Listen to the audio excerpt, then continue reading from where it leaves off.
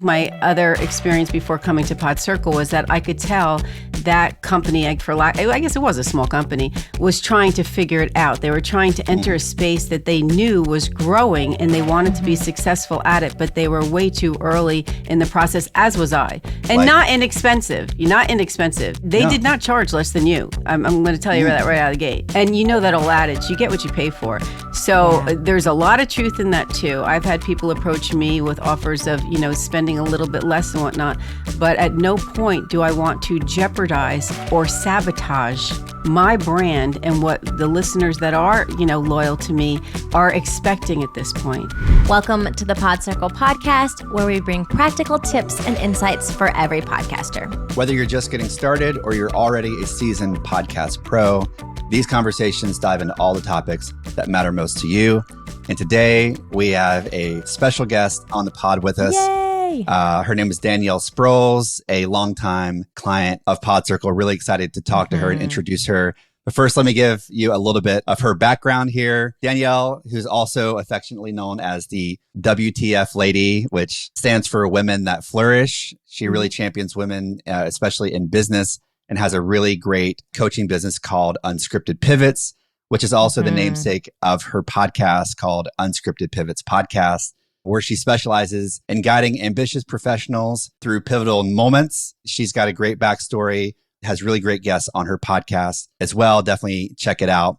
Danielle's been I guess maybe a year or so now that Danielle's been working with us, and even we'll get into some of the backstory of how she found Podcircle. But first, just want to welcome Danielle to the podcast. Thank you, Kyle and Mackenzie. I'm so thrilled to be on here. And I deeply respect your journey into the podcasting world for yourselves as well. You have been such an important resource, not only for me, because it goes beyond the conversations I get to have with you when I tune in, but also to share with my friends that are also interested in podcasting. Thanks for being such an advocate for us. Oh, yeah. Huge ambassador for what we do, and no better one than someone who actually uses the services and knows the value and the time that you get back by just offloading some of those responsibilities. So, yeah, well, Danielle, I am so excited to get to chat with you officially. When you first started working with Kyle, I got to work a little bit on your podcast and do some of your show notes. And just hearing your content, I was just like, yes. I love it. It just touched the little feminist heart in me. And I don't really know the story of how you started podcasting and what your journey's been. So I was just wondering if you would kind of share to us why podcasting and why did you start this whole Unscripted Pivots thing? One part of my lore towards podcasting really came from part of a job that I had a couple years ago where I was asked, I was historically in commercial title insurance, selling that nationally.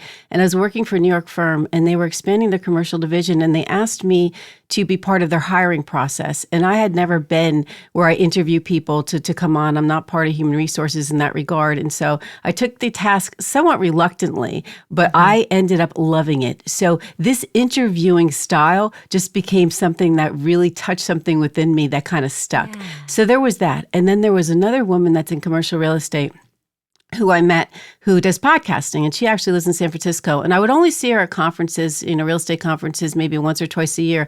And she mentioned she had one, and I thought to myself, regular people do that? So I think the combination of enjoying interviewing people and speaking to people that you don't otherwise see and can touch, and, and knowing that this was a real thing out there for us regular folks just incited me to explore it. And so I did. And I got a microphone, and I got a shower curtain for my bedroom so I could maintain some privacy. And I literally sat at my desk and just started to do it and pulled the trigger, not knowing a thing about podcasting.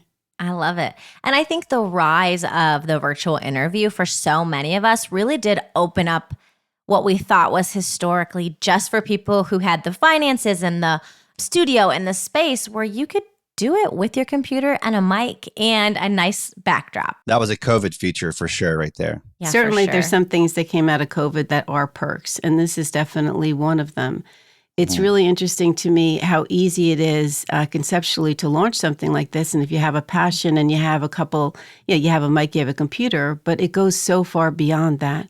because I brought my passion to it. But what I immediately recognized was that, not working, not knowing how to use the systems and whatnot. And I never entered this space thinking I was going to do all those things on my own. Yeah. I had asked a friend and they recommended somebody. And I briefly worked with another company. And it was really, honestly, extremely disappointing. So out of the gate, I was frustrated by my podcast experience. And I thought there could be more. So coming into contact with a friend who also podcasts, has very high standards, and that's a client of yours, I asked her, I said, okay, if whoever pleases you certainly is going to meet the mark. And that's how I came into the world of Kyle Cummings and Podcircle. I love it. And I feel like since you started working with Podcircle, a little bit of your own life has shifted, and I think your podcast has shifted. And so how have the goals and vision of your podcast kind of shifted over the last year? We talk a lot on this podcast about using your podcast as a space to hone your messaging and figure out what you're talking about and really get clear and crystallize that. And I've seen you do that a little bit through the journey of your podcast. What does that look like? Well, absolutely. The podcast was launched on March 8th, 2017? That's when I moved to California. No, it was on March 8th, 2023, because we're in 2024. So, and I did that because it was International Women's Day. And the podcast is about, the tagline for that is inspiring stories from women that flourish, which where we get the WTF part in it. And I wanted to just highlight women. At the time, I was on the board of this commercial real estate international group, and I was really using those women as the pool of candidates for guest spots. And it was just more of a hobby and a passion, and it created visibility in my my branding for my job, right? Because what's really kind of cool about podcasting too is that you become recognizable in ways that you would not have, and it's much more personal than writing an article or writing a book, both of which are great. I'm not discounting the importance of that, but this really gets to brand you, and people get to know who you are and what you stand for because they're seeing you, they're hearing your voice. The video component, anybody considering podcasting, I was reluctant to do that at first. It felt very awkward, but it really is, it adds to your resources. The podcast is something that continues to just give me a whole host of avenues to use it, right? It's the gift that keeps giving, from short stories to posting on social media. You can keep taking these things out, these little quips, and highlight people. Some of my past guests all of a sudden wrote a book or did something, and then I take that back out, and then I showcase that. I mean, it really is amazing what you can do with it. But the brand, I don't know that it's changing so much as I'm changing and I'm growing. I, at the time, was in full-time commercial real estate title insurance, and now I'm full-time executive coaching and business consulting. So as I kind of shift a little bit or expand what I'm doing, you at Podcircle have been critical in helping me to further my brand, right? And I think that it's the dedication to my success that has made me such a loyal customer, because that's what my experience is working with you.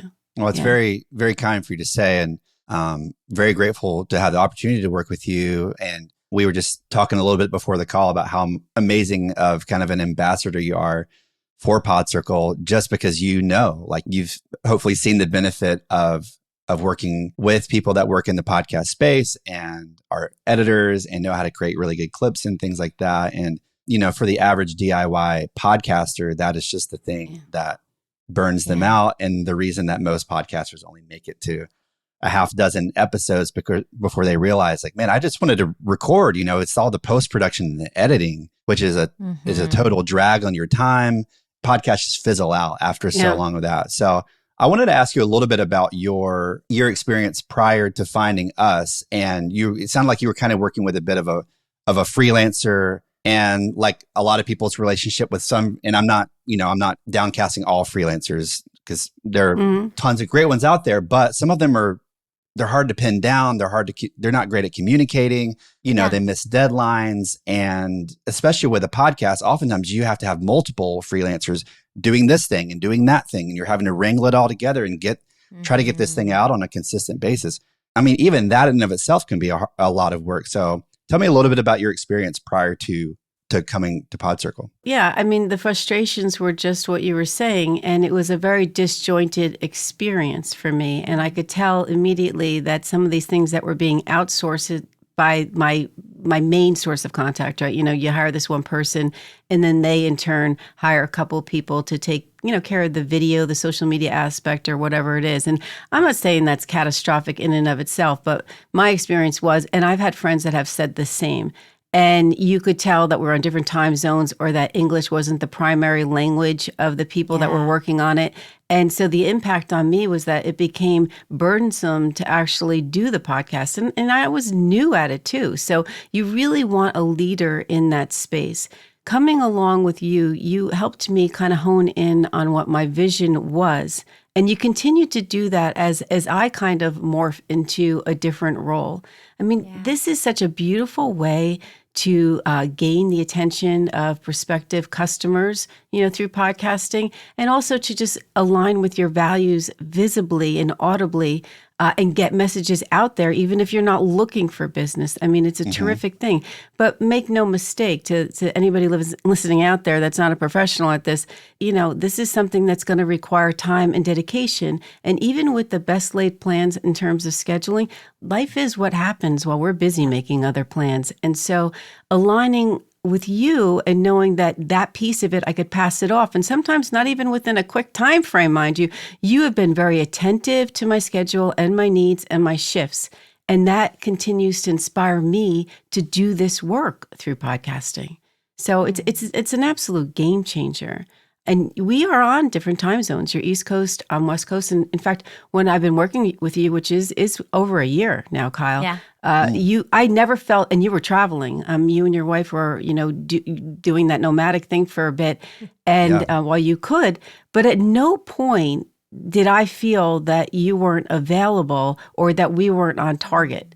It was just seamless, and seamless is what makes this sustainable. I don't even tell, now I have friends, everybody thinks it's kind of sexy, and it is kind of sexy to do a podcast. And I have friends that explore this and they do it for their businesses because they want to increase their brand and visibility. And I don't say, Google it. I say, Podcircle it. Okay. The first thing you want to do is get on this Podcircle, get on their website, get on their podcast. You will know more than you even need to know out of the gate, and then get on a call. Find out how you can make this dream a reality. And so it's my pleasure to come on here because you have really made this such a special space for me. Oh, that's so sweet. To hear that. If from a business perspective, I can die a happy man after hearing things like that. Because like you said, even just the travel, the 2.5 years that my wife and I were on the road with our 5-year-old, started out as a 2-year-old and now he's 5 and going to kindergarten. We're settled down and things like that. But yeah, it's a lot of work, but that's how committed to this I am. It's like, I never wanted the deliverables and the communication and all that stuff. I never wanted anyone to feel that, even though, we were in France and, juggling sometimes a 7 to 9 hour time zone difference. Mackenzie, you can ask her, even just getting us together on a podcast recording for this podcast was a miracle sometimes. And she was so. We're just playing Jenga, with our schedule. Yeah. Exactly. Yeah, so. But I think that what it speaks to is not only just your commitment, but the expertise that you both hold, so that coordinating it was one thing, and then you can just shine brightly in what it is that you already know what you're doing. You're not figuring it out. And I think my other experience before coming to Podcircle was that I could tell that company, I guess it was a small company, was trying to figure it out. They were trying to enter a space that they knew was growing and they wanted to be successful at it, but they were way too early in the process, as was I. And not inexpensive. You're not inexpensive. They did not charge less than you. I'm going to tell you that right out of the gate, so, and that old adage, you get what you pay for. So there's a lot of truth in that too. I've had people approach me with offers of, spending a little bit less and whatnot, but at no point do I want to jeopardize or sabotage, my brand and what the listeners that are, loyal to me are expecting at this point. And I want to mention this too. It's really cool because a couple of things happened this year. One being really, sad when my brother died. And I remember I decided on the fly to make an episode about his death. And I inserted it and I threw it to you really quickly. And then I had some business meetings to go to. And what I didn't get to tell you at the time was that I didn't want to do the regular, ad in it. And I didn't want to do the regular music. And I didn't get a chance to tell you that. I just wanted to make sure that you had the raw recording to start working on. And you, without any information, did just that. You are unique because you understand the brand of your customer. You flip that thing back like within a couple of hours, and it was as literally like you read my mind. So I am loyal to you because you have a keen understanding of who you're working with in that moment, and you adapt and adopt what it is that they're selling or doing or, promoting, professing, all of it. You captured it. You nailed it. That's what I will tell you. Every time I look at what you do to my raw material, I'm like, he nailed it. And that is a huge relief because I'm really busy in my regular life. I don't need another problem or another conversation. You don't need more to manage. You don't need to be able to have to creative direct your own podcast too. And thank you for saying that. I mean, that's a lot of that just in terms of just like weaving in the music and things for that particular episode, because it was such an important episode with your brother passing away. And me just wanted to make it happen for you and make it beautiful and memorable. But two, one of the things I feel like I have to offer as an editor is my background as a musician and a music producer for 15 years is that I love, to me, the music piece is and can be like such a feature of a podcast, especially one that is as emotional and poignant as that episode. So right away, as soon as I heard what it was about, I'm like, I'm going to try to source some music for this and make this an experience for the listener, but also make it meaningful for you because you were honoring your brother and his passing. Yeah. It's not every day that those kind of things, those kind of projects, even in the podcast space, come across my desk. So when they do, I like to make them, special because I kind of feel like podcasts, similar to the way I do and did about music. I always like making something that was going to exist forever. Like I think about it in terms of musicians and things. And as a musician who toured for a while and things like that, a lot of times you're going out on the road and you're putting on these momentary events, these concerts for people.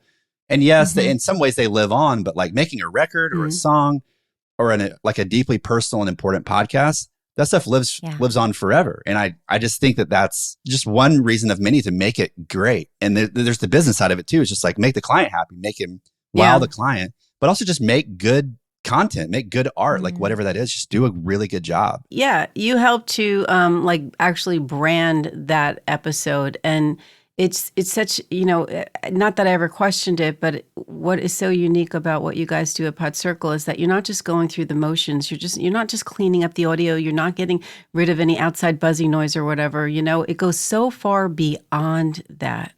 That's where this becomes like a real conversation because people can run these things through and clean them up and, okay, but you still got the same content. And you took that to the next level. And you've done that several times for me. You always follow what it is that I want, but I welcome sometimes like little tidbits of suggestions because it's always good to have that outside, look at things. And, it's been a great value. You don't just go through the motions. There's nothing robotic about this. This isn't just something that you throw through your system. And that's what I think makes Podcircle a unique choice. I think a lot of people, even some of our clients, are surprised to realize how little AI and there's not a lot of automation happening except on like the transcription side of things. Like AI has gotten really good at transcribing for subtitles and captions and things like that. But even that, you got to go back and make sure that the spellings are right and the names. But my wife has a client who was a podcast guest on somebody else's podcast. And he was ashamed of even being on the podcast because they literally just sent it through AI and the AI edited out all the ums and they used kind of the automatic sound enhancement feature. And it just sounds so weird. That's the only way I can put it. It just sounds weird.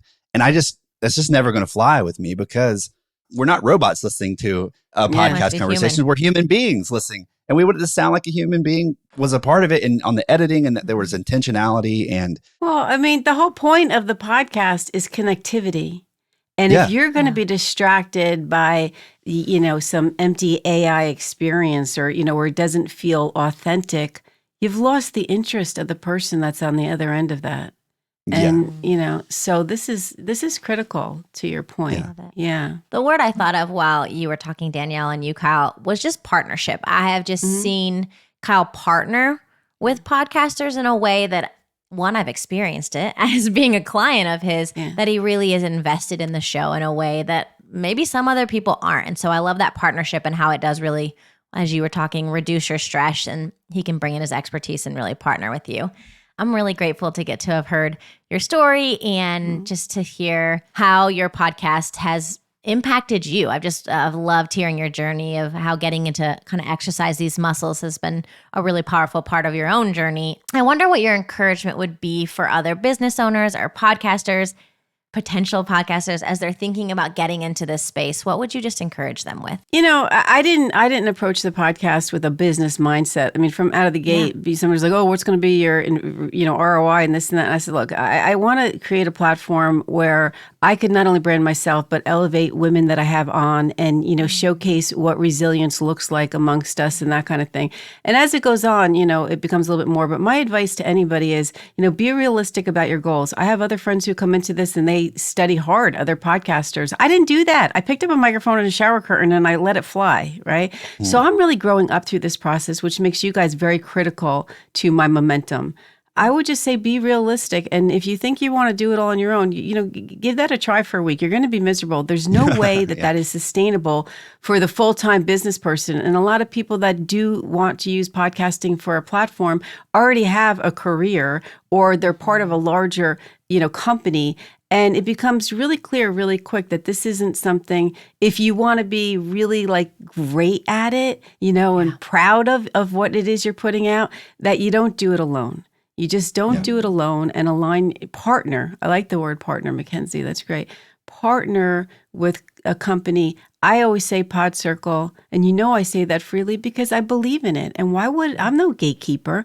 I like to share what makes me look good. I don't do this by myself. So, that's what I say, partner. And the fact that you guys launched this podcast, because you didn't have a podcast when I started working with you. And I am just amazed at all of the information and the time you spend into helping people who might not even otherwise use you, but that's how much you care about the podcasting community.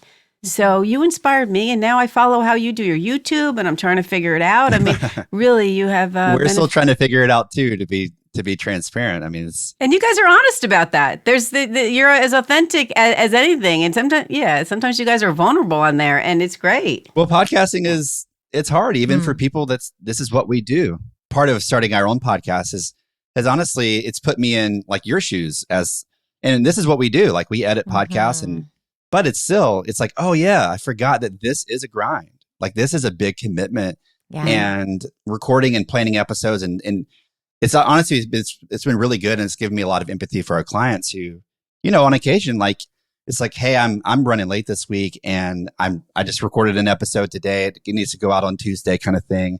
It's I get it. Stuff happens. Whenever possible, I'm happy to accommodate a rush turnaround and things like that, just because I know how it occurs. But I want to mention another thing that's really cool, bringing podcasts into the forefront, is that I have met so many people that I otherwise would not have to. Virtual strangers have reached out or listened to it. Maybe they're listening to it because it gets on their radar because I have a guest who they know, and then that's how your audience grows. And then they want to be a guest, and then all of a sudden my community has grown. Sometimes that too is a little bit overwhelming. Adding to my own tasks to meet with them on Zoom so I know who they are and what that's going to be about. So again, offloading all the production to you guys makes it actually feasible that I can accomplish this, because I'm having a whole lot of conversations even before we hit record. Yeah, you're having the pre-interview. A pre-interview, yes. There's a lot. And then just even thinking about how I'm going to work that into, my LinkedIn or my Instagram or my social media type of things, and just conversations and emails so that I can perpetuate what it is that I put out. So offloading the production, and you've done the videograms and you've helped me sometimes with the YouTube, all those things. You have so many services. And I also want to say kudos to you guys for rolling it out almost like a la carte, because it really makes it feasible for somebody to kind of stick their foot in the door if their budget's smaller and they're a solopreneur, or, then if they're a big company, you really lay out all the different things you can pick and choose. And that has been really helpful to me. It's not like some, package that I can't because I'm just one person doing it. You really have worked beautifully with me as I've been able to ask you to handle more, handle less or whatever. Yeah, it's been seamless. Well, it's nice of you to say. And I feel like every podcaster, when they find us, they're at a different point in their journey and their needs and their budget. It's just work with people, work with people where they're at and do good work for them and provide value. And as their needs grow and they need help with social media or on and on and on, we're outfitted to help them out with that. So to meet that next level of need. Yeah, definitely. Totally. And I want to end with this too. So there's a lot of things on these platforms. This is really for the podcasters out there that may be starting. There's so many things that will be offered on, Riverside, Descript, blah, blah, blah. The list goes long. And we may be using those to record. And they have these, these clips and whatnot. But what Kyle and Mackenzie have given me, these are like professional, personalized. This isn't the stuff. They're not clicking on a button that's already available. They take that whole thing to the next level and make it unique. And so even though those things are out there and they're not lousy, but they're not what you create. They are not what you create. Even those AI tools they still take work. Like you still have to kind of edit them. And it's like, okay, did Riverside's Magic Clips really pull a clip that elevates this podcast? Or is it really the best clip from so it still takes a lot of work on the back end for you. It does. Or whoever's doing that to like go and sift through and make sure the transcriptions are right and those sorts of things. And too, what I love about what you do, Kyle, is you take the raw audio, and the format of my podcast is that we do like a little teaser of the conversation, and that's how it begins. And you always nail it by taking like that sentence that like I might not have, I wouldn't have even thought about, but you're truly listening to the message of the podcast. And then you take that out and then you make the video to go with it. And that's not something that AI is doing for me. I'm not going to get that on any podcast platform. That requires human touch. Yeah. The human touch that you offer through Podcircle is distinctive about working with a company like you. Well, that's very, very kind. I really appreciate it's even just been encouraging for me to hear. One of the biggest services I feel like that we can offer our clients is just like, we're listening. Like I'm really trying to download, like what are your goals in your business with your podcast? Like, and how can we, even just as simple as like pull clips and teasers and things that are going to point to that. So that's very affirming. I appreciate that. I love it. Well, thank you so much, Danielle. I really appreciated this, and I loved getting to kind of just see the way that you guys have partnered together and be a fly on the wall. And I absolutely love the message you have. If anyone has not listened to your podcast, Unscripted Pivots, they are missing out. It is such a phenomenal resource, and just kind of a kick in the pants and the encouragement that I think a lot of us women need when we're out in the world. Just if you're in business or you're not in business, I have just gotten so much encouragement from it. So thank you, and keep doing what you're doing because it's important and the world needs it. Thank you. And I just want to say really quickly before we sign off, if you, especially if you're a woman and you're looking for a coach who's seen a thing or two, who's been through some big pivots professionally, personally, reach out to Danielle. As someone who's edited a bunch of her podcasts and edits a lot of podcasts and listens to a lot of podcasts. There's a lot of fluff out there in the coaching space. And that's not Danielle Sprouls. I mean, she's a really special person. And I get a sense of like, there's a New Jersey fighter in there. And it's like, she's going to get in. She's going to ask you the right questions. You ask great questions, especially to your guests. And I can tell you're an intuitive person. And if I'm hiring a coach, that's exactly what I want. Someone who's going to shoot me straight, but is also going to come put their arm around me when I need it. And it's going to be, it's just going to be a partner in me and the kind of transitions and pivots that I go through in life, but especially in business, because it can get scary sometimes. So, and I coach men too. Just for everybody. Oh yeah. In fact, I would tell you that the majority of my clients right now are male businesses. So good to know. Yeah. And I think it's my legal background. Prior to doing all of this, I was a lawyer and I'm a mother of 4. So I think you've got that nurturing like component married to that, inquisitive, critical, questioning nature. So thank you so much for having me on. Big fan, grateful client, and so happy to share this space with you. All right. Thanks so much, Danielle. And we will be with you all next week. See you next week, y'all.